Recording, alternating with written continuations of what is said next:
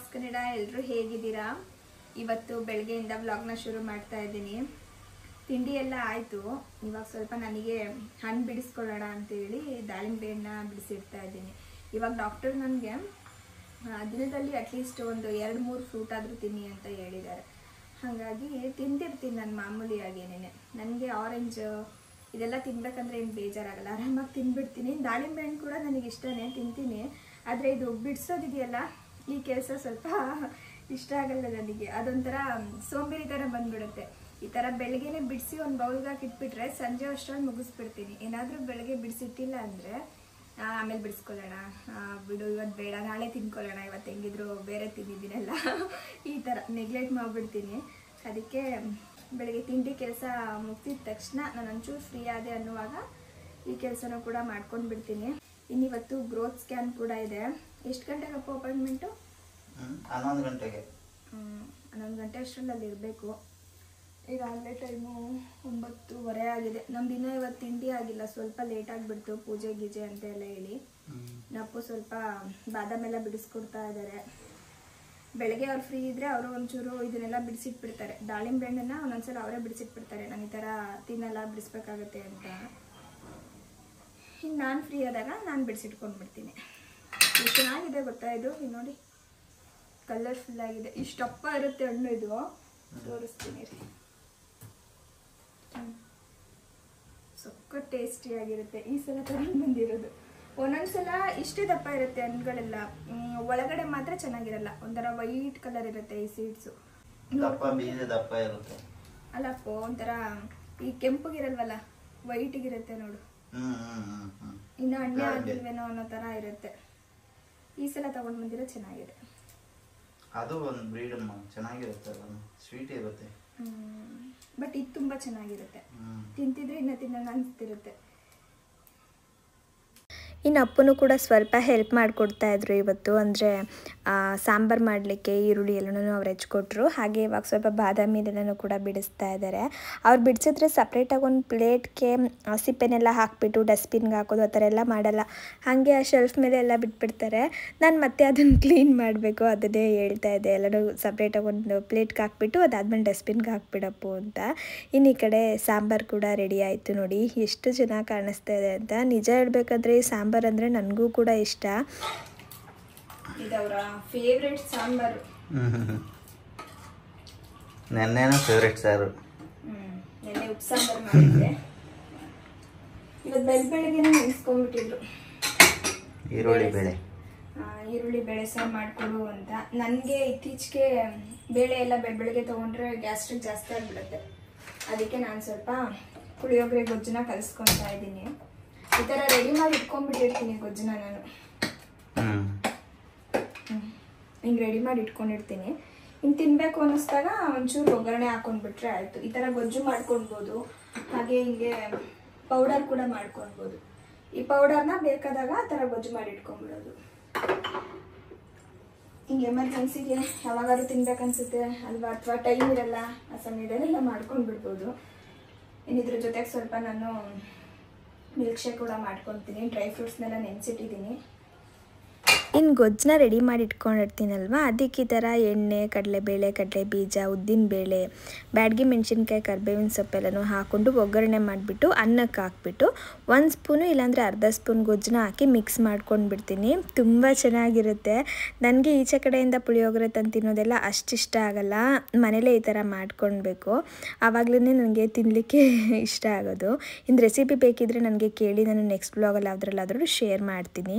ಇನ್ನು milk shake ಮಾಡ್ಕೊಳ್ಳಿಕ್ಕೆ ರಾತ್ರಿನೇ ಸ್ವಲ್ಪ ಬಾದಾಮಿನೆಲ್ಲ ನೆನೆಸಿಟ್ಟಿದ್ದೆ. ಬಾದಾಮಿ ಮತ್ತು ಸನ್ಫ್ಲವರ್ ಸೀಡ್ಸು, ವಾಲ್ನಟ್ಟು, ಗೋಡಂಬಿ, ದ್ರಾಕ್ಷಿ ಮತ್ತು ಖರ್ಜೂರ, ಇದ್ರ ಜೊತೆಗೆ ಗೋಂದು ಕೂಡ ನೆನೆಸಿಟ್ಕೊಂಡಿದ್ದೆ, ದೇಹಕ್ಕೆ ತಂಪು ಅಂತ ಹೇಳ್ಬಿಟ್ಟು ಅದು. ಹಾಗೆ ಸ್ವಲ್ಪ ಕೇಸರಿ ದಳ, 1 ಆ್ಯಪಲ್ಲು, ಸ್ವಲ್ಪ ಹಾಲನ್ನ ಮಿಕ್ಸ್ ಮಾಡಿ ಗ್ರೈಂಡ್ ಮಾಡ್ಕೊಳ್ಳೋದು. ಸ್ವೀಟ್ ಬೇಕು ಇನ್ನು ಅನ್ನಂಗಿದ್ರೆ ಸ್ವಲ್ಪ ಕಲ್ಸಕ್ಕರೆ ಕೂಡ ಹಾಕ್ಕೊಳ್ಬೋದು. ನನಗೇನು ಬೇಡ ಅನಿಸುತ್ತೆ, ಅದಕ್ಕೆ ನಾನು ಹಾಕಿಲ್ಲ. ಇನ್ನು ಅದು ಅಪ್ಪು ಪ್ಲೇಟು, ಇದು ಬಂದು ನನ್ನ ಪ್ಲೇಟು. ಇನ್ನು ಮಿಲ್ಕ್ ಶೇಕ್ನ ನಾನು ಈ ಥರ ಮಾಡ್ಕೊತೀನಿ, ಅಂದರೆ ಸ್ವಲ್ಪ ತಿಕ್ಕಾಗಿ ಮಾಡ್ಕೊತೀನಿ. ನನಗೆ ತಿನ್ನಲಿಕ್ಕೆ ಇಷ್ಟ ಆಗುತ್ತೆ ಅದು. ಹಾಗಾಗಿ ಇನ್ನು ತಿಂಡಿನೆಲ್ಲ ಮುಗಿಸ್ಕೊಂಡು ಹಾಸ್ಪಿಟಲ್ಗೆ ಹೊರಡೋಣ ಅಂತೇಳಿ ಹೊರಟ್ವಿ.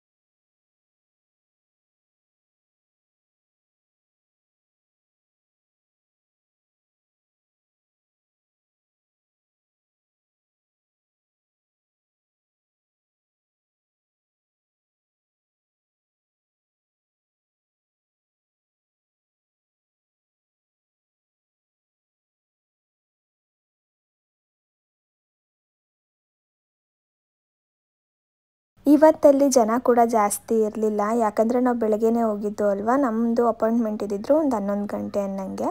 ಹಾಗಾಗಿ ನಾವು ಒಂಚೂರು ಬೇಗನೆ ಹೊರಟ್ಬಿಟ್ಟು ಇನ್ನೂ ಸ್ವಲ್ಪ ಬೇಗ ಆಗೋಂಗಿದ್ರು ಆಗಲಿ, ಬೇಗ ಮನೆಗೆ ಬರ್ಬೋದು ಅಂತ ಹೇಳಿ. ಹಾಗಾಗಿ ಜನ ಇರಲಿಲ್ಲ. ಇನ್ನು ನಾವು ಸ್ಕ್ಯಾನಿಂಗ್ನೆಲ್ಲ ಮುಗಿಸ್ಕೊಂಡು ಪಕ್ಕದಲ್ಲೇ ವಿಶಾಲ್ ಮಾರ್ಟ್ ಇತ್ತು, ಅಲ್ಲಿ ಹೋಗೋಣ ಅಂತ ಹೇಳ್ಬಿಟ್ಟು ಅಲ್ಲಿಗೆ ಬಂದಿದ್ವಿ. ನನಗೆ ಸ್ವಲ್ಪ ಸ್ವೆಟರ್ಸು, ಶಾಲು ಇದೆಲ್ಲ ಬೇಕಿತ್ತು. ಹಾಗೆ ಅಪ್ಪು ಡ್ರೆಸ್ಗಳನ್ನೂ ತಗೋ ಕೆಲವೊಂದು ಅಂತ ಹೇಳಿದ್ರು. ಸರಿ ಅಂದ್ಬಿಟ್ಟು ನೋಡ್ತಾ ಇದ್ದೆ. ಮೊದಲೆಲ್ಲ ಏನು ಗೊತ್ತಾ, ಎಮ್ ಸೈಜು ಈ ಥರ ತಗೊತಾ ಇದ್ದೆ, ಕೆಲವೊಮ್ಮೆ ಎಸ್ ಕೂಡ ತಗೊಂಡಿದ್ದೀನಿ ನಾನು. ಆದರೆ ಇವಾಗೆಲ್ಲ ಎಲ್ಲು ಎಕ್ಸೆಲ್ಲು ಈ ಥರ ಹುಡುಕ್ತಾ ಇರ್ತೀನಿ. ಅದಲ್ಲದೆ ಕೆಲವೊಂದು ತುಂಬ ಲಾಂಗ್ ಇರುತ್ತೆ, ಫಿಟ್ಟಿಂಗ್ ಎಲ್ಲ ಕರೆಕ್ಟಾಗಿರುತ್ತೆ, ಡ್ರೆಸ್ ಮಾತ್ರ ಲಾಂಗ್ ಇರುತ್ತೆ, ಈ ಥರ ಎಲ್ಲ ಇರುತ್ತಲ್ಲ, ಹಾಗೆಲ್ಲ ನೋಡಿಕೊಂಡು ತಗೊಳ್ಳೋ ಅಂಥದ್ದು. ಒಂದು ಕಡೆ ವಿಶಾಲ್ ಮಾರ್ಟ್ಗೆ ಹೋಗಿದ್ವಲ್ಲ, ಅಲ್ಲಿ ಸಿಗಲಿಲ್ಲ ನನಗೆ ಕಲೆಕ್ಷನ್ಸ್ ಅಷ್ಟು ಇಷ್ಟ ಆಗಲಿಲ್ಲ. ಹಾಗಾಗಿ ಇನ್ನೊಂದು ಕಡೆ ಬಂದಿದ್ದೀವಿ. ಇಲ್ಲೂ ಕೂಡ ಅಷ್ಟೇ ಸ್ವೆಟರ್ಸ್ ಏನೂ ನನಗೆ ಸಿಗಲಿಲ್ಲ, ಮತ್ತು ಶಾಲ್ ಕೂಡ ಸಿಗಲಿಲ್ಲ. ಸರಿ, ನಾ ಡ್ರೆಸ್ ಯಾವುದಾದ್ರೂ ನೋಡೋಣ ಅಂತ ಹೇಳ್ಬಿಟ್ಟು ಡ್ರೆಸ್ನ ನೋಡ್ತಾ ಇದ್ದೆ. ಇನ್ನು ಅಪ್ಪು ನಾನು ಬೇಡ ಅಂದ್ರೂ ಈ ಸಲ ಒಂದು 2-3 ಜೊತೆ ಡ್ರೆಸ್ನ ಕೊಡಿಸ್ಬಿಟ್ಟಿದ್ದಾರೆ. ನನಗೆ ಡ್ರೆಸ್ ತೊಗೊಳ್ಲಿಕ್ಕೆ ಅಷ್ಟು ಇಂಟ್ರೆಸ್ಟ್ ಇರಲಿಲ್ಲ, ಯಾಕಂದರೆ ಹುಡುಕಿ ತೊಗೊಳ್ಬೇಕು, ಓಡಾಡಬೇಕಲ್ವ, ಅಯ್ಯೋ ಮನೆಗೆ ಹೋದರೆ ಸಾಕಪ್ಪ ಅಂತ ಅನ್ನಿಸ್ತಾ ಇತ್ತು. ಆದರೆ ಅಪ್ಪು ಕಲೆಕ್ಷನ್ ಚೆನ್ನಾಗಿದೆ, ನಿನಗೆ ಇಷ್ಟ ಆಗಿದ್ರೆ ತೊಗೊಂಡ್ಬಿಡು, ಸುಮ್ಮನೆ ಆಮೇಲೆ ಆನ್ಲೈನಲ್ಲಿ 1 ಗಂಟೆ ಹುಡುಕ್ತೀಯಾ, ಅದ್ರ ಬದಲು ಇಲ್ಲಿ ನೋಡಿಕೊಂಡು ಕ್ವಾಲಿಟಿ ಚೆನ್ನಾಗಿದೆಯಾ ಇಲ್ವಾ ಅಂತ ಹೇಳ್ಬಿಟ್ಟು ಇಲ್ಲೇ ಚೆಕ್ ಮಾಡಿ ತೊಗೊಬೋದಲ್ಲ ಅಂತೇಳಿ ಅವರು. ನನಗೆ ಆನ್ಲೈನಲ್ಲಿ ಶಾಪ್ ಮಾಡೋದೇ ಸ್ವಲ್ಪ ಈಸಿ ಅನಿಸುತ್ತೆ, ಯಾಕಂದರೆ ಕಲೆಕ್ಷನ್ಸ್ ಎಲ್ಲ ಜಾಸ್ತಿನೇ ಇರುತ್ತೆ, ಬೇರೆ ಬೇರೆ ಕಡೆ ಎಲ್ಲ ಚೆಕ್ ಮಾಡ್ಬೋದು, ಆ ಥರ ನಾನು ಯೋಚನೆ ಮಾಡ್ತೀನಿ. ಇಲ್ಲೆಲ್ಲ ಅಂದರೆ ಓಡಾಡ್ಕೊಂಡು ತೊಗೊಳ್ಬೇಕು, ನನಗೂ ಸುಸ್ತಾಗ್ತಾ ಇರುತ್ತೆ, ನನಗೆ ಸ್ವಲ್ಪ ಕಷ್ಟ ಆಗ್ತಿರುತ್ತೆ ಅಂತ ಅನಿಸುತ್ತೆ. ಆದರೂ ಕೂಡ ಈ ಸಲ ಸ್ವಲ್ಪ ಹೊತ್ತು ಅಲ್ಲಿ ಟೈಮ್ ತೊಗೊಂಡು ಡ್ರೆಸ್ನ ತೊಗೊಂಡಿದ್ದಾಯಿತು. ಇನ್ನು ಅಪ್ಪು ನೋಡಿ, ಇಲ್ಲಿ ನಾನು ಟ್ರಯಲ್ ನೋಡೋಣ ಅಂತೇಳಿ ಟ್ರಯಲ್ ರೂಮ್ಗೆ ಹೋಗಿ ಬರೋ ಅಷ್ಟರಲ್ಲಿ ಒಂದಿಷ್ಟು ಸ್ಲಿಪ್ಪರ್ಸ್ನ ತೆಗೆದಿಟ್ಟಿದ್ರು. ಇದರಲ್ಲಿ ಯಾವುದಾದ್ರೂ ಸೆಲೆಕ್ಟ್ ಮಾಡ್ಕೊ, ನಿಂಗೆ ಯಾವ್ದು ಬೇಕು ಅದೆಲ್ಲ ತಗೋ ಅಂತೇಳಿ.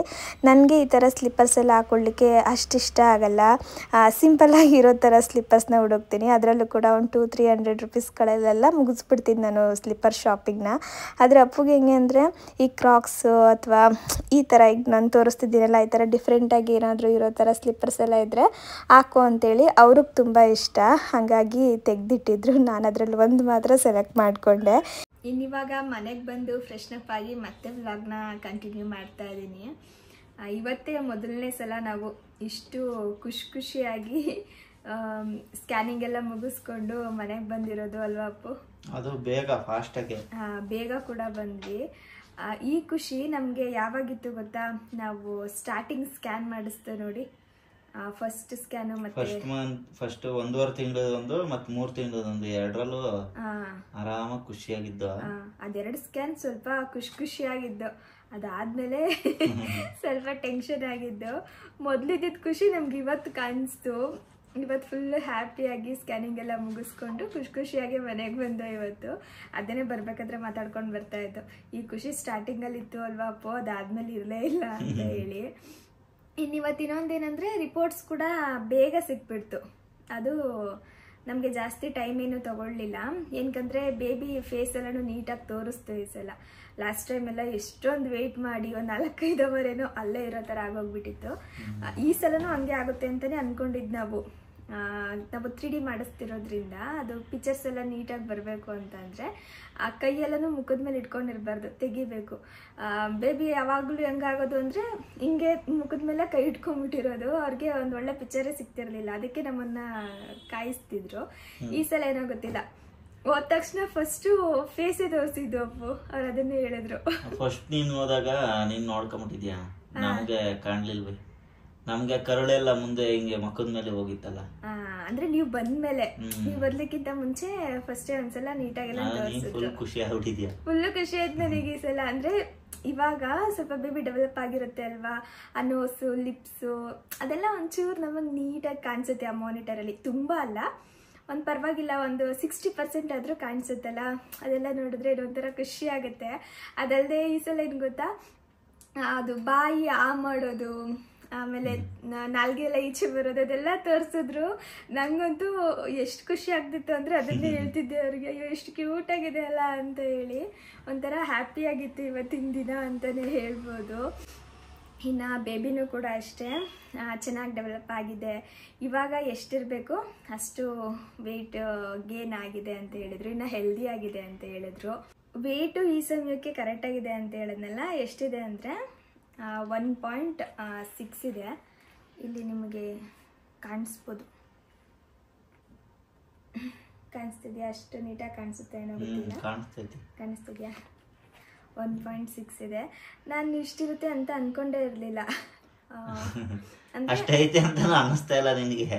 ನಂಗೆ ನಿಜ ಅನಿಸ್ತಾನೆ ಇಲ್ಲ. ನಾನೇ ನಂಗೆ ಅನ್ಕೊಂಡಿದ್ದೆ ಗೊತ್ತಾ, ಒಂದು 7 months ಕಂಪ್ಲೀಟ್ ಆಗೋ ಸಮಯದಲ್ಲಿ ಬೇಬಿ ಸ್ವಲ್ಪ ಡೆವಲಪ್ ಜಾಸ್ತಿ ಆಗುತ್ತೆ ಅಂತ ಹೇಳ್ತಾರಲ್ವಾ, ಅವಾಗ ದಪ್ಪ ಆಗ್ಬೋದು. ಇವಾಗ ನಾರ್ಮಲ್ ಆಗಿರ್ಬೋದು ಅಂದ್ಕೊಂಡೆ.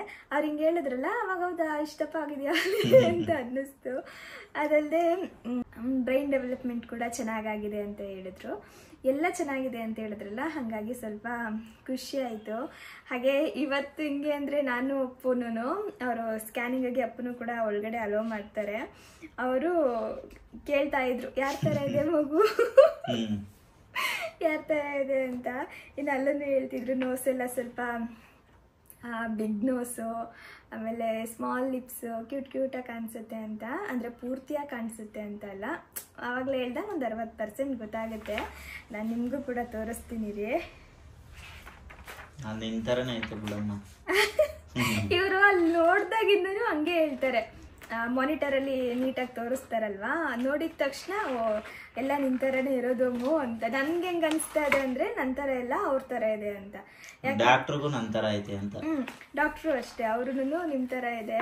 ಫೋರ್ಹೆಡ್ ಎಲ್ಲ ಸ್ವಲ್ಪ ಜಾಸ್ತಿ ಇದೆ, ಮತ್ತು ನೋಸು ಸ್ವಲ್ಪ ಬಿಗ್ ನೋಸು, ನಂದು ಸ್ಮಾಲ್ ನೋಸು, ಇವ್ರದ್ದು ಒಂದು ಸ್ವಲ್ಪ ಉದ್ದ ಇದೆ, ಈ ಥರ ಇದೆ, ಮತ್ತು ದಪ್ಪ ಇದೆ, ಹಂಗೆಲ್ಲ ಹೇಳಿದ್ರು. ನನಗೂ ಹಂಗೆ ಅನಿಸ್ತು ಇವ್ರ ಥರ ಇದೆ ಅಂತ.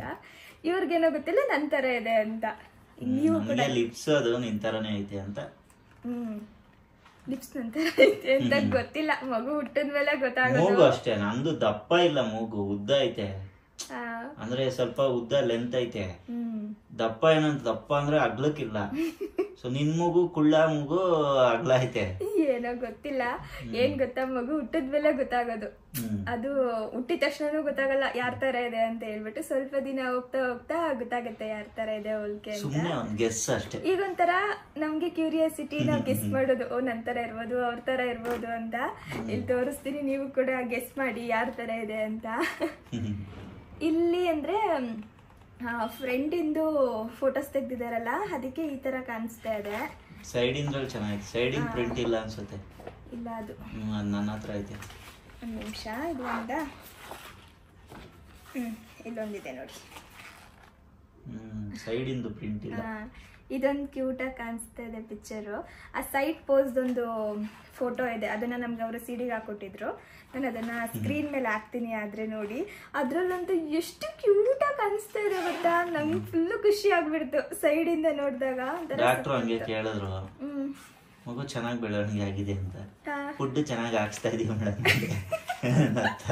ನೀವ್ರ ಹತ್ರ ಹೇಳ್ತಿರೋದನ್ನ ನೋಡಿ ಡಾಕ್ಟ್ರುನು ಅಲ್ಲಿ ನಗ್ತಾ ಇದ್ರು. ಮತ್ತಿರ್ಗ ನೀವ್ ಆಚೆ ಬಂದ್ರ, ನನ್ ಕರೆದ್ರ, ಹೇಳಿದ್ರು ಮಗುಗೆ ತಲೆ ಸ್ವಲ್ಪ ದಪ್ಪ ಇದೆ ಅಂತ. ಅದು ಏನಿಲ್ಲ, ನಾರ್ಮಲ್ಲು, ಆದ್ರೂ ಸ್ವಲ್ಪ ದೊಡ್ಡದಿದೆ ಅಂದ್ರು. ಅದಕ್ಕೆ ನಾನು, ಇಲ್ಲ ಮೇಡಮ್ ನನ್ನ ತಲೆನೂ ಸ್ವಲ್ಪ ದಪ್ಪ ಆಯ್ತು, ಚಿಕ್ಕ ಮಗುಲಿ ಬಾಡಿ ಮಾತ್ರ ಸಣ್ಣ ಇತ್ತು, ಈಗ ಬೆಳೀತಾ ಬೆಳೀತಾ ಉದ್ದ ಬೆಳ್ಕೊಂಬಿಟ್ಟಿದೀನಿ ಅಂದೆ. ಓ ಹೌದಾ, ಸರಿ ಬಿಡಿ ಆಗಿದ್ರೆ ಅಂದ್ಬಿಟ್ಟು ಕಳ್ಸಿದ್ರು. ಇದು ಹೇಳೇ ಇಲ್ಲ ನನ್ಗೆ ಅವರು. ನಾನು ಲಾಸ್ಟ್ ಟೈಮ್ ತುಂಬಾ ಪ್ಯಾನಿಕ್ ಆಗ್ಬಿಟ್ಟಿದ್ನಲ್ಲ, ಅದಕ್ಕೆ ಏನಾದ್ರೂ ಇದ್ರೆ ಇವ್ರ ಹತ್ರ ಹೇಳ್ತಾರೆ, ಮತ್ತೆ ನಾನು ಪ್ಯಾನಿಕ್ ಆಗ್ತೀನಿ ಅಂತ. ಇವಾಗ ನಾರ್ಮಲ್ ಆಗಿ ಇನ್ನೊಂದು ಸ್ಕ್ಯಾನ್ ಮಾಡ್ತಾರಲ್ವಾ, ಅವಾಗ ಇನ್ನ ಸ್ವಲ್ಪ ಡೀಟೇಲ್ ಆಗಿ ಗೊತ್ತಾಗುತ್ತೆ ಇನ್ನೆಷ್ಟು ಮಗು ಬೆಳವಣಿಗೆ ಆಗಿದೆ, ಹೆಂಗಿದೆ ಏನು ಅಂತೇಳಿ. ಒಂದೊಂದು ತಿಂಗಳಲ್ಲೂ ಸುಮಾರಷ್ಟು ಚೇಂಜಸ್ ಇರುತ್ತೆ. ನಮ್ಗಿದೆಲ್ಲ ಹೊಸದಲ್ವಾ, ಹಾಗಾಗಿ ಏನೋ ಒಂಥರ ಖುಷಿ, ಎಕ್ಸೈಟ್ಮೆಂಟು, ಅದು ಹೇಳ್ಕೊಳಕ್ಕಾಗಲ್ಲ ಅಲ್ವಾ. ಅದಲ್ಲಿ ನಮ್ಗೂ ಆಚೆ ಕೂತಿದ್ದಾಗ ಏನು ಫೀಲ್ ಆಯ್ತಾ ಇರ್ಲಿಲ್ಲ, ಹೋಗಿ ಸ್ಕ್ಯಾನ್ ಮಾಡಿಸ್ಕೊಂಡ್ ಬರ್ತಾರ ಬಿಡು ಅನ್ಕೊಂಡ್ ಸುಮ್ ಕೂತಿದ್ವು. ಒಳಗ್ ಬಂದ್ಮೇಲೆ ನಮ್ಗೆಲ್ಲ ಕಣ್ಣೆಲ್ಲ ಉಬ್ಬೆಲ್ಲ ಇಷ್ಟಪ್ಪ ಆಗ್ಬಿಟ್ಟದೆ. ಇವ್ರಿಗೆ ಎಂತ ಖುಷಿ ಗೊತ್ತಾ, ಮುಖ ಎಲ್ಲ ಫುಲ್ ಮಿಂಚ್ತಾ ಇತ್ತು ಇವರಿಗೆ. ತುಂಬಾ ಖುಷಿ ಪಡ್ತಿದ್ರು. ಲಾಸ್ಟ್ ಟೈಮ್ ಅಷ್ಟೊಂದು ನೀಟಾಗಿ ಕಾಣಿಸ್ತಾ ಇರ್ಲಿಲ್ಲ ಬೇಬಿ, ಈ ಸಲ ನೀಟಾಗಿ ಕಾಣಿಸ್ತಿತ್ತಲ್ಲ, ಅದಕ್ಕೆ ಅವ್ರಿಗೆ ಫುಲ್ಲು ಖುಷಿ ಆಗ್ತಾ ಇತ್ತು. ಇನ್ನೊಂಥರ ಚೆನ್ನಾಗಿತ್ತು ಇವತ್ತಿನ ದಿನ. ಇನ್ನೊಂದೇನಂದ್ರೆ ಇವಾಗ ನನಗೆ ಸ್ವಲ್ಪ ಟ್ಯಾಬ್ಲೆಟ್ಸ್ ಎಲ್ಲ ಚೇಂಜ್ ಮಾಡಿ ಕೊಟ್ಟಿದ್ದಾರೆ. ಲಾಸ್ಟ್ ಟೈಮ್ ಕೂಡ ಚೇಂಜ್ ಮಾಡಿದ್ರು, ಇನ್ನು ಇವಾಗ ಚೇಂಜ್ ಮಾಡಿದ್ದಾರೆ. ಒಂದು ಎಕ್ಸ್ಟ್ರಾ ಟ್ಯಾಬ್ಲೆಟ್ಸ್ ಅಂದರೆ ಇದು ಒಮೆಗಾ 3ದು. ಏನು ಗೊತ್ತಾ, ಸುಮಾರು ಜನ ನಾನು ಫಿಶ್ ಏನಾದರೂ ತೊಗೊಂಡ್ರೆ ಕಮೆಂಟ್ ಮಾಡ್ತಾ ಇದ್ರಿ ಅಲ್ಲ, ಫಿಶ್ ತಿನ್ನಬಾರ್ದು ಶಿಲ್ಪ ಈ ಟೈಮಲ್ಲಿ ಹೀಟು ಅಂತ ಎಲ್ಲ ಹೇಳಿ. ಇವಾಗ ನೋಡಿ ಡಾಕ್ಟ್ರೇ ನನಗೆ ಕೊಟ್ಟಿದ್ದಾರೆ ಒಮೆಗಾ 3 ಫ್ಯಾಟಿ ಆ್ಯಸಿಡ್ ಇರುವಂತಹ ಟ್ಯಾಬ್ಲೆಟ್ಸ್ನ. ಇದು ಒಮೆಗಾ 3 ಫ್ಯಾಟಿ ಆ್ಯಸಿಡ್ ಬಂದು ಫಿಶಲ್ಲಿ ಸ್ವಲ್ಪ ಜಾಸ್ತಿ ಇರುತ್ತೆ. ಫಿಶಲ್ಲಿ ಮತ್ತು ವಾಲ್ನಟ್ಟಲ್ಲಿ, ಎಗ್ಗಲ್ಲಿ, ಮತ್ತು ಪಾಲಕ್ ಸೊಪ್ಪಲ್ಲಿ, ಈ ಥರ ಇದರಲ್ಲೆಲ್ಲ ಇರುತ್ತೆ ಆಯಿತಾ. ಇದನ್ನೆಲ್ಲ ನಾವು ಸ್ವಲ್ಪ ಜಾಸ್ತಿ ಕನ್ಸ್ಯೂಮ್ ಮಾಡಿದ್ರೆ ಒಳ್ಳೆಯದು. ಮಗು ಕೂಡ ನೀಟಾಗಿ ಬೆಳವಣಿಗೆ ಆಗುತ್ತೆ, ಬ್ರೈನ್ ಎಲ್ಲ ಡೆವಲಪ್ಮೆಂಟ್ ಚೆನ್ನಾಗಾಗುತ್ತೆ. ಅದಕ್ಕೆ ಅವ್ರು ತಿನ್ಲಿಕ್ಕೆ ಹೇಳೋದು. ಆಗ ಕೆಲವೊಬ್ರು ಕಮೆಂಟ್ ಮಾಡ್ತಿದ್ರಲ್ಲ, ಆಗಲೂ ಕೂಡ ನಾನು ಅದಕ್ಕೆಲ್ಲ ರಿಪ್ಲೈ ಮಾಡಿದ್ದೀನಿ. ಈ ಸಲ ನಾನು ನಿಮ್ಗೆ ಹಿಂಗೆ ತೋರಿಸೋಣ ಅಂತ ಅಂದ್ಕೊಂಡೆ. ನೋಡಿ ಡಾಕ್ಟ್ರೇ ಹೇಳ್ತಾರೆ ಅಂತ ಹೇಳ್ಬಿಟ್ಟು. ಈ ಟ್ಯಾಬ್ಲೆಟ್ಸ್ ಹೆಂಗಿರುತ್ತೆ ಗೊತ್ತಾ, ಇದು ತಿಂದರೆ ಸಾಕು, ನಾವು ಫಿಶ್ ತಿಂದಾಗ ಹೆಂಗೆ ಒಂಥರ ತೇಗ್ ಬರುತ್ತೆ ಗೊತ್ತಾ, ಸೇಮ್ ಅದೇ ಥರ ನನ್ಗೊಂಥರ ಅನ್ಸ್ಬಿಟ್ಟಿದೆ ಇವಾಗ. ಇನ್ನೊಂದು ಸ್ವಲ್ಪ ನಾನು ಜಾಸ್ತಿ ಫಿಶ್ನ ಕನ್ಸ್ಯೂಮ್ ಮಾಡಬೇಕಿತ್ತೇನೋ ಅಂತ ಗೊತ್ತಿಲ್ಲ. ಈ ಸಲ ಇದನ್ನ ಕೊಟ್ಟಿರೋವಂಥದ್ದು ನನಗೆ, ನನ್ನ ಬಾಡಿಗೆ ಒಮೆಗಾ 3 ಇನ್ನೂ ಬೇಕು ಅಂತ ಇರ್ಬೋದು. ನೋಡೋಣ, ಇದನ್ನು ಇನ್ನೊಂದು ಸ್ವಲ್ಪ ದಿನ ತಗೊಳ್ಬೇಕು. 1 ತಿಂಗಳಲ್ವಾ ಅಪ್ಪ ಕೊಟ್ಟಿರೋದು? ನಿಮ್ಮ ಬಾಡಿಗೆ ಅಂತಲ್ಲ, ಮಗು ಗ್ರೋತ್ ಜಾಸ್ತಿ ಚೆನ್ನಾಗಾಗ್ತಿ ಅಂತ. ನಿಮ್ಮ ಬಾಡಿಲಿ ಸಾಕಷ್ಟು ಇರುತ್ತೆ, ಮಗುಗೆ ಸಪ್ಲೈ ಆಗ್ಬೇಕಲ್ಲ. ಆ ಮಗುಗೆ ನಾವೇನೇ ತಿಂದ್ರು ಬರೀ 20% ಅಷ್ಟೇ ಅದಕ್ಕೆ ಹೋಗೋದು. ಸೊ ಮಿಕ್ಕಿದ 80% ನಿನ್ನ ಬಾಡಿಗೆ ಹೋಗುತ್ತೆ. ಮಾತ್ರೆ ಆದ್ರೂ ತಗೊಂಡ್ರೆ ಅಟ್ಲೀಸ್ಟ್ ಇನ್ನೊಂದು ಸ್ವಲ್ಪ ಗ್ರೋತ್ ಆಗುತ್ತೆ ಅಂತ. ಆದ್ರೆ ಮಾತ್ರೆ ಸ್ವಲ್ಪ ಒಂಥರ ಅದೇ ನುಂಗುವಾಗ ಏನು ಅನ್ಸಲ್ಲ, ನುಂಗಾದ್ಮೇಲೆ ಏನೋ ಒಂಥರ ಅನ್ಸ್ತಿರುತ್ತೆ. ನಾನು ಅವ್ರನ್ನ ಮೆಡಿಕಲ್ ಶಾಪ್ ಅವ್ರನ್ನ ಕೇಳಿದೆ, ಸರ್ ಇದು ನುಂಗೋ ತರ ಟ್ಯಾಬ್ಲೆಟ್ ಕೊಡಿ, ಮಕ್ಕಕ್ಕೆ ಹಚ್ಕೊಳೋದ್ ಬೇಡ ಅಂತ ಇದೀನಿ. ಅವರು ಅದು ನಿಂದು ವಿಟಮಿನ್ ಟ್ಯಾಬ್ಲೆಟ್ ಈ ಇತ್ತಲ್ಲ, ವಿಟಮಿನ್ ಇ ಟ್ಯಾಬ್ಲೆಟ್, ಅದು ಸ್ಕಿನ್ಗೆ ಹಚ್ಕೊಂತ ಇದಲ್ಲ ಯಾವಾಗ್ಲೂ ಕಲ್ಸಿ. ನಾನು ಇದೇನಪ್ಪ ಇದನ್ನು ಸ್ಕಿನ್ಗೆ ಹಚ್ಕೊಳಕ್ ಕೊಟ್ಬಿಟ್ಟಾರೆ, ನುಂಗಕ್ಕಲ್ವಾ ಡಾಕ್ಟರ್ ಕೊಟ್ಟಿರೋದು, ಓರಲ್ ಅಂತ ಅದು ಬರ್ದವ್ರು, ಓರಲ್ ಮೆಡಿಕೇಶನ್ ಅಂತ. ನಾನು ಸರ್ ನುಂಗೋ ಟೈಪ್ ಕೊಡಿ ಸರ್, ಇದು ಬೇಡ, ಪ್ರೆಗ್ನೆಂಟ್ ಅವರು, ತಗೊಂಡು ಹೋಗಪ್ಪ ನುಂಗದೆ ಇದು ಅಂತ ಹೇಳ್ಬಿಟ್ಟು ಕಳಿಸ್ತಾವೆ. ಇದು ನಾವು ಫಸ್ಟ್ ಟೈಮ್ ತಗೊಂಡ್ ಬಂದಿರೋದು. ಏನೋ ಒಂದೊಂದೊಂದೊಂಥರ ಇರುತ್ತಲ್ವಾ ಎಕ್ಸ್ಪೀರಿಯನ್ಸ್. ನಮ್ಗಿದೆಲ್ಲ ಒಂಥರ ಹೊಸ ಎಕ್ಸ್ಪೀರಿಯನ್ಸ್. ನಮ್ಗೆ ಈ ಟಾಬ್ಲೆಟ್ಸು ಮತ್ತೆ ಇಂಜೆಕ್ಷನ್ಸ್ ಇದೆಲ್ಲ ಸ್ವಲ್ಪ ದೂರ, ಇಷ್ಟು ದಿನ ದೂರನೇ ಇದ್ದಿದ್ದು, ಈಗಲೇ ಇಷ್ಟು ಹತ್ರ ಆಗ್ತಾ ಇರೋದು. ಹಂಗಾಗಿ ಒಂಚೂರು ನಮಗೂ ಹೊಸ ಎಕ್ಸ್ಪೀರಿಯನ್ಸ್ ಇದೆಲ್ಲ. ಇನ್ನು ಕಮೆಂಟಲ್ಲಿ ಕೆಲವೊಬ್ರು ಹೇಳ್ತಿದ್ರಿ ಎಲ್ಲ ಫಿಶ್ ತಿನ್ನಬಾರ್ದು, ಅದು ತಿನ್ನಬಾರ್ದು, ಇದು ತಿನ್ನಬಾರ್ದು ಅಂತೇಳಿ. ಹಾಗಾಗಿ ನಾನು ಹೇಳಿದೆ ಅಷ್ಟೇ. ಡಾಕ್ಟ್ರು ನಮಗೆ ಸಜೆಸ್ಟ್ ಮಾಡ್ತಾರೆ ನೀವು ಏನೇನು ತಿನ್ನಬೇಕು, ಏನೇನು ತಿನ್ನಬಾರ್ದು ಅಂತ. ನನಗೆ ಗೊತ್ತಿರೋ ಹಾಗೆ, ನನಗೆ ಹೇಳಿರೋ ಹಾಗೆ ನನಗೇನೂ ಕೂಡ ತಿನ್ನಬಾರ್ದು ಅಂತ ಇದುವರೆಗೂ ಹೇಳೇ ಇಲ್ಲ ಅವರು. ಎಲ್ಲನೂ ತಿನ್ನು, ಇನ್ನೂ ಚೆನ್ನಾಗಿ ತಿನ್ನು, ಅವಾಗ ಮಗು ಕೂಡ ಚೆನ್ನಾಗಿ ಡೆವಲಪ್ ಆಗುತ್ತೆ, ನೀನು ಕೂಡ ಆ್ಯಕ್ಟಿವ್ ಆಗಿ ಹೆಲ್ದಿಯಾಗಿರ್ತೀಯ ಅಂತಲೇ ಹೇಳೋದು ಡಾಕ್ಟರ್ಸು. ನಾವೇ ಕೆಲವೊಮ್ಮೆ ಅಸ್ಯೂಮ್ ಮಾಡ್ಕೊಂಡ್ಬಿಡ್ತೀವಿ, ಅದು ತಿನ್ನಬಾರ್ದು, ಇದು ತಿನ್ನಬಾರ್ದು, ಅದು ತಿಂದರೆ ಹಂಗಾಗತ್ತೆ, ಇದು ತಿಂದರೆ ಹಂಗಾಗತ್ತೆ ಅಂತ. ನಾವು ತಿನ್ನೋದನ್ನ ಲಿಮಿಟಲ್ಲಿ ತಿನ್ನಬೇಕು, ಅದೇ ಥರ ಕೆಲಸ ಮಾಡಬೇಕು, ಎಕ್ಸಸೈಸ್ ಮಾಡಬೇಕು. ಇದೆಲ್ಲ ಮಾಡಿದಾಗ ನಾವು ಕೂಡ ಚೆನ್ನಾಗಿರ್ತೀವಿ ಮತ್ತು ಮಗುನೂ ಕೂಡ ಚೆನ್ನಾಗಿ ಡೆವಲಪ್ ಆಗುತ್ತೆ. ಇನ್ನು ಇವತ್ತು ಈ ಥರ ಇತ್ತು ನಮ್ಮ ದಿನ. ಇವಾಗ ಸ್ವಲ್ಪ ಅಡುಗೆಗೆ ರೆಡಿ ಮಾಡಬೇಕು. ಇನ್ನು ಅಪ್ಪನೂ ಕೂಡ ಶಾಪ್ ಹೊರಡ್ತಾರೆ. ನಾನು ಸ್ವಲ್ಪ ಹೊತ್ತು ರೆಸ್ಟ್ ಮಾಡಿ ಅದಾದ್ಮೇಲೆ ಕುಕಿಂಗ್ ಶುರು ಮಾಡ್ಕೊತೀನಿ. ಹಾಗೆ ಗೆಸ್ ಮಾಡಿ ಆಯಿತಾ, ನಾನು ಆಗಲೇ ಪಿಕ್ಚರ್ ಹಾಕಿದ್ನಲ್ಲ ಮಗು ಯಾರ ಥರ ಇದೆ ಅಂತ ಹೇಳಿ. ನನಗೆ ಅಪ್ಪು ಥರ ಇದೆ ಅಂತ ಅನಿಸ್ತಾ ಇದೆ, ಅವರಿಗೆ ನನ್ನ ಥರ ಇದೆ ಅಂತ ಅನಿಸ್ತಿದೆಯಂತೆ. ನಿಮ್ಗೆ ಯಾರ ಥರ ಇದೆ ಅನಿಸುತ್ತೆ ಅಂತ ಗೆಸ್ ಮಾಡಿ ಆಯಿತಾ. ದೊಡ್ಡ ಬಾಯಿ ಜಾಸ್ತಿ ಮಾತಾಡ್ತೀನಂತೆ ನಾನು, ಅದಕ್ಕೆ ದೊಡ್ಡ ಬಾಯಿ ಅಂತೆ.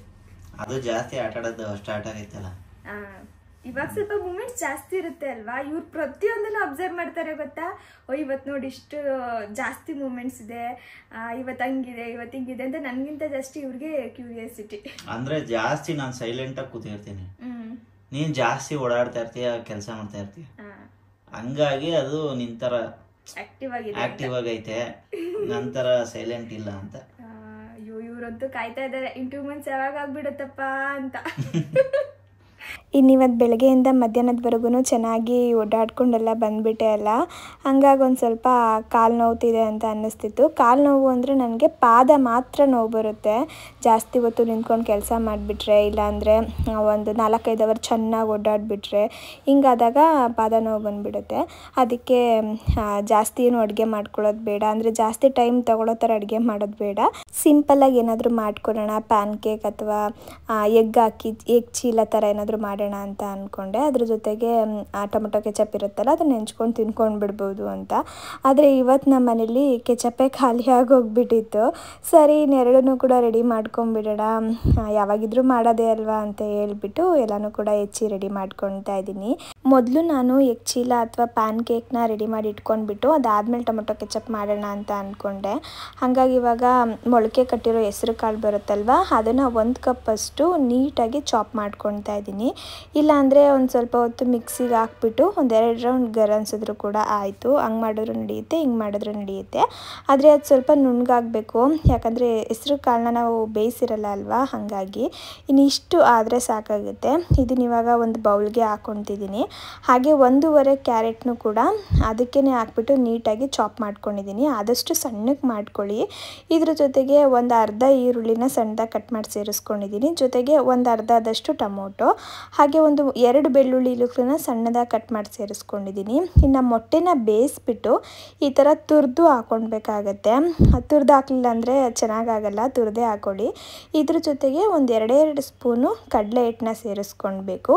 ಹಾಗೆ 1 ಟೀ ಸ್ಪೂನ್ ಆಗುವಷ್ಟು ಚಿಲ್ಲಿ ಫ್ಲೇಕ್ಸು, ಹಾಗೆ ಪೆಪ್ಪರ್ ಪೌಡರು, ಇದ್ರ ಜೊತೆಗೆ ಜೀರಿಗೆ ಪುಡಿ, ಧನಿಯಾ ಪುಡಿ, ಹಾಗೆ ರುಚಿಗೆ ಎಷ್ಟು ಬೇಕೋ ಅಷ್ಟು ಉಪ್ಪು, ಕೊತ್ತಂಬರಿ ಸೊಪ್ಪನ್ನ ಸಣ್ಣದಾಗಿ ಕಟ್ ಮಾಡಿ ಸೇರಿಸ್ಕೊಳ್ಬೇಕು. ಹಾಗೆ ಕರಿಬೇವಿನ ಸೊಪ್ಪನ್ನು ಕೂಡ ಅಷ್ಟೇ ಒಂದು 3-4 ಎಲೆನ ಸಣ್ಣದಾಗಿ ಕಟ್ ಮಾಡಿ ಸೇರಿಸ್ಕೊಂಡಿದ್ದೀನಿ.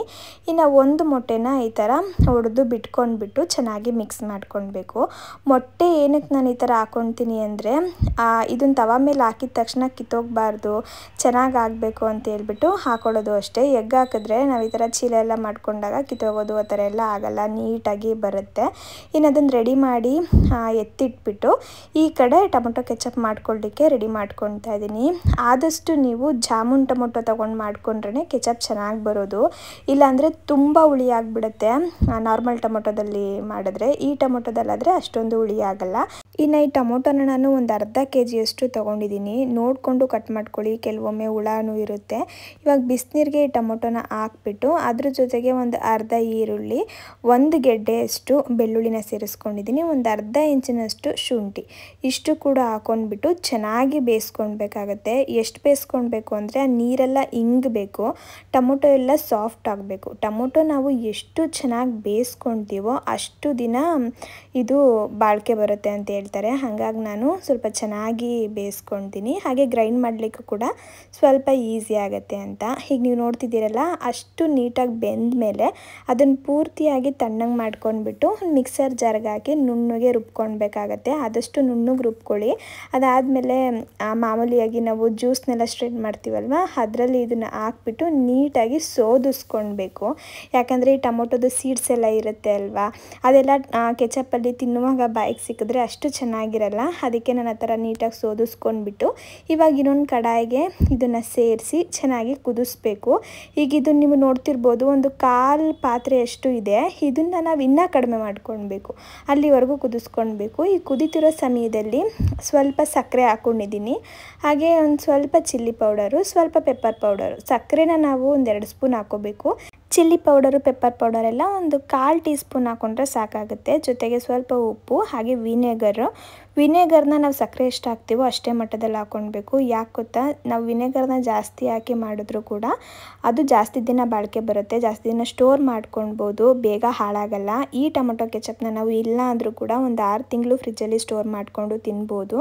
ಆ ಬೂಸ್ಟ್ ಬರೋ ಥರ ಆಗೋದಿರ್ಬೋದು ಅಥವಾ ಕೆಟ್ಟೋಗೋದಾಗೋದಿರ್ಬೋದು, ಏನೂ ಆಗಲ್ಲ, ತುಂಬಾ ಚೆನ್ನಾಗಿರುತ್ತೆ. ಮಿಸ್ ಮಾಡದೆ ಮನೆ ಮನೇಲಿ ಒಮ್ಮೆ ಟ್ರೈ ಮಾಡಿ ನೋಡಿ. ನಾವು ಹೊರಗಡೆಯಿಂದ ಆ ಥರ ಅದೆಲ್ಲ ತಂದು ತಿನ್ನೋದಕ್ಕಿಂತ ಈ ಥರ ಟೈಮ್ ಮಾಡಿಕೊಂಡು ಮನೇಲೇ ಮಾಡಿಕೊಂಡ್ರೆ ಒಳ್ಳೇದಲ್ವಾ. ನನ್ನ ಮನೇಲಿ ಸ್ವಲ್ಪ ಕಡಿಮೆ ತಿನ್ನೋದು, ಅಪ್ಪುಗೆಲ್ಲ ಅಷ್ಟು ಇಷ್ಟ ಆಗಲ್ಲ. ತಿಂದರೆ ನಾನು ಮಾತ್ರ ತಿನ್ನಬೇಕು, ಅದಕ್ಕೆ ನಾನು ಕಡಿಮೆ ಕ್ವಾಂಟಿಟಿಲಿ ಮಾಡ್ಕೊತೀನಿ ಅಷ್ಟೇ. ಇನ್ನಿವಾಗ ಕೆಲಸ ಮುಗೀತಲ್ವ, ಹಾಗಾಗಿ ಪ್ಯಾನ್ ಕೇಕ್ನು ಕೂಡ ರೆಡಿ ಮಾಡ್ಕೊಂಬಿಡೋಣ ಅಂತ ಒಂದು ತವಾಗೆ ಸ್ವಲ್ಪ ಎಣ್ಣೆ ಹಾಕ್ಕೊಂಡು ಅದ್ರ ಮೇಲೆ ಒಂದು ಸ್ಪೂನ್ ಇದನ್ನು ಹಾಕಿಬಿಟ್ಟು ಆದಷ್ಟು ತೆಳ್ಳಗೆ ಸ್ಪ್ರೆಡ್ ಮಾಡ್ಕೊತಾ ಇದ್ದೀನಿ. ಇದು ಸ್ವಲ್ಪ ಕ್ರಿಸ್ಪಿ ಆಗಿರಲ್ಲ, ಹಾಗಾಗಿ ನಾನು ಸ್ವಲ್ಪ ತೆಳ್ಳಗೆ ಮಾಡ್ಕೊತೀನಿ ತಿನ್ನಲಿಕ್ಕೆ ಚೆನ್ನಾಗಾಗಲಿ ಅಂತ. 2 ಸೈಡ್ ಬೇಯಿಸ್ಕೊಂಡ್ಬಿಟ್ರೆ ರೆಡಿ ಆಯಿತು. ತುಂಬ ಚೆನ್ನಾಗಿರುತ್ತೆ. ನೀವು ನೋಡ್ತಿರ್ಬೋದು, ನೋಡಲಿಕ್ಕೆ ಎಷ್ಟು ಯಮ್ಮಿಯಾಗಿ ಕಾಣಿಸ್ತಾ ಇದೆ ಅಂತ ಹೇಳ್ಬಿಟ್ಟು. ಇನ್ನು ಟೊಮೊಟೊ ಕೆಚಪ್ನ ನೀವು ನೋಡ್ಬೋದು, ಅದು ಎಷ್ಟು ಚೆನ್ನಾಗಿ ಕಾಣಿಸ್ತಿದೆ ಅಂತ. ಇದು ನನ್ನ ರಾತ್ರಿ ಊಟ ಇವತ್ತು. ಇವಾಗ ಅಡುಗೆ ಕೂಡ ರೆಡಿ ಆಯಿತು. ನಾನೀಗ ಊಟ ಮಾಡ್ಕೊಳ್ಬೇಕು. ನನಗೆ 2 ಮಾತ್ರ ಮಾಡ್ಕೊಂಡಿದ್ದೀನಿ, ಮಿಕ್ಕಿದ ಬ್ಯಾಟರ್ನೆಲ್ಲ ಹಂಗೆ ಇಟ್ಟಿದ್ದೀನಿ. ಅಪ್ಪು ಬಂದಮೇಲೆ ಅವ್ರಿಗೆ ಸ್ವಲ್ಪ ಬಿಸಿ ಬಿಸಿಯಾಗಿ ಮಾಡ್ಕೊಡೋಣ ಅಂತ. ಇದೇನಂದರೆ ಕ್ರಿಸ್ಪಿ ಆಗಿರಲ್ಲ, ಸ್ವಲ್ಪ ಸಾಫ್ಟಾಗಿರುತ್ತೆ. ಅದಲ್ಲದೆ ಸ್ವಲ್ಪ ಬಿಸಿ ಬಿಸಿಯಾಗಿ ತಿಂದ್ರೇ ಚೆನ್ನಾಗಿರೋದು. ತಣ್ಣಗಿರೋ ತಿಂದರೆ ಎಲ್ಲ ಅಷ್ಟೊಂದು ಚೆನ್ನಾಗಿರಲ್ಲ, ಟೇಸ್ಟಿಯಾಗಿರಲ್ಲ ಅನಿಸುತ್ತೆ. ಇನ್ನು ಬೆಳಗ್ಗೆ ಸ್ವಲ್ಪ ದಾಲ್ ಮಾಡಿದ್ದೆ ಅಲ್ಲ, ಅದನ್ನು ಕೂಡ ಒಂದು ಫುಡ್ ಬೌಲಲ್ಲಿ ಇಟ್ಕೊಂಡಿದ್ದೀನಿ. ಇನ್ನೊಂದು ಸ್ವಲ್ಪ ಇದೆ, ಅದನ್ನು ಅಪ್ಪುಗೆ ಎತ್ತಿಟ್ಟಿದ್ದೀನಿ. ಸಾಮಾನ್ಯವಾಗಿ ಅಪ್ಪುಗೆ ಸಾಸಲ್ಲೆಲ್ಲ ತಿನ್ಲಿಕ್ಕೆ ಅಷ್ಟು ಇಷ್ಟ ಆಗಲ್ಲ, ತಿಂತಾರೆ ಬಟ್ ತುಂಬ ಇಷ್ಟಪಡ್ತೀನಲ್ಲ, ಹಾಗಾಗಿ ಅವ್ರು ಸ್ವಲ್ಪ ದಾಲಲ್ಲಿ ನೆಂಚ್ಕೊಂಡು ತಿನ್ನಲಿ ಅಂತ. ಇನ್ನು ನಾನು ಟೇಸ್ಟ್ ಮಾಡಿಬಿಡ್ತೀನಿ ರೀ.